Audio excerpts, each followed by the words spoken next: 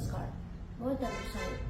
যোৱা 17 তাৰিখত BN সিঙত যি ঘটনাটো ঘটিল সেইটো তাৰ বাবে মই ৰাজ্যৰ ওচৰত ক্ষমা বিচাৰিছোঁ।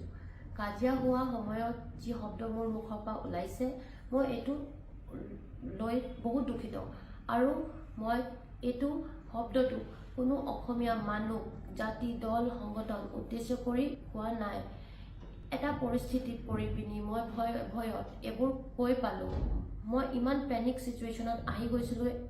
সেইদিনা মই এগৰাকী ছোৱালী হৈ পিনি মোৰ চকুৰ আগত মোৰ ভাইটিবিলাক চুচুৰাইছে মাৰিছে, সেইকাৰণে মই পেনিক হৈ পিনি এইবোৰ শব্দ কৈ পালোঁ।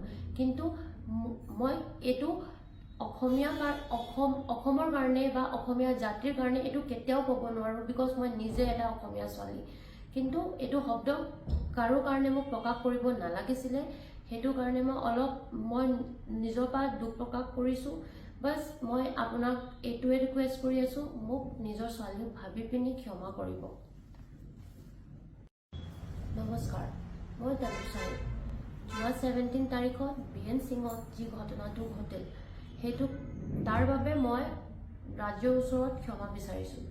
কাজিয়া হোৱা সময়ত যি শব্দ মোৰ মুখৰ পৰা ওলাইছে মই এইটো লৈ বহুত দুখিত আৰু মই এইটো শব্দটো কোনো অসমীয়া মানুহ জাতি দল সংগঠন উদ্দেশ্য কৰি কোৱা নাই।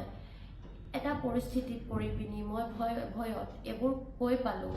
মই ইমান পেনিক চিটুৱেশ্যনত আহি গৈছিলোঁ। সেইদিনা মই এগৰাকী ছোৱালী হৈ পিনি মোৰ চকুৰ আগত মোৰ ভাইটিবিলাক চুচুৰাইছে মাৰিছে, সেইকাৰণে মই পেনিক হৈ পিনি এইবোৰ শব্দ কৈ পালোঁ। কিন্তু মই এইটো অসমৰ কাৰণে বা অসমীয়া জাতিৰ কাৰণে এইটো কেতিয়াও ক'ব নোৱাৰোঁ, বিকজ মই নিজে এটা অসমীয়া ছোৱালী। কিন্তু এইটো শব্দ কাৰো কাৰণে মোক প্ৰকাশ কৰিব নালাগিছিলে, সেইটো কাৰণে মই নিজৰ পৰা দুখ প্ৰকাশ কৰিছোঁ। বাছ মই আপোনাক এইটোৱে ৰিকুৱেষ্ট কৰি আছোঁ, মোক নিজৰ ছোৱালী ভাবি পিনি ক্ষমা কৰিব। নমস্কাৰ, মই তানুচাই। যোৱা 17 তাৰিখত BN সিঙত যি ঘটনাটো ঘটিল সেইটো তাৰ বাবে মই ৰাজ্যৰ ওচৰত ক্ষমা বিচাৰিছোঁ।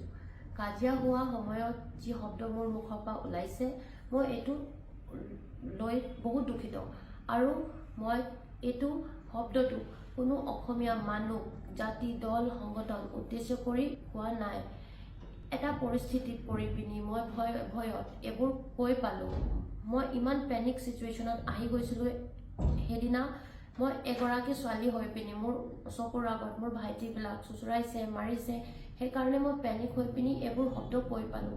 কিন্তু মই এইটো অসমৰ কাৰণে বা অসমীয়া জাতিৰ কাৰণে এইটো কেতিয়াও ক'ব নোৱাৰোঁ, বিকজ মই নিজে এটা অসমীয়া ছোৱালী। কিন্তু এইটো শব্দ কাৰো কাৰণে মোক প্ৰকাশ কৰিব নালাগিছিলে, সেইটো কাৰণে মই নিজৰ পৰা দুখ প্ৰকাশ কৰিছোঁ। বাছ মই আপোনাক এইটোৱে ৰিকুৱেষ্ট কৰি আছোঁ, মোক নিজৰ ছোৱালী ভাবি পিনি ক্ষমা কৰিব।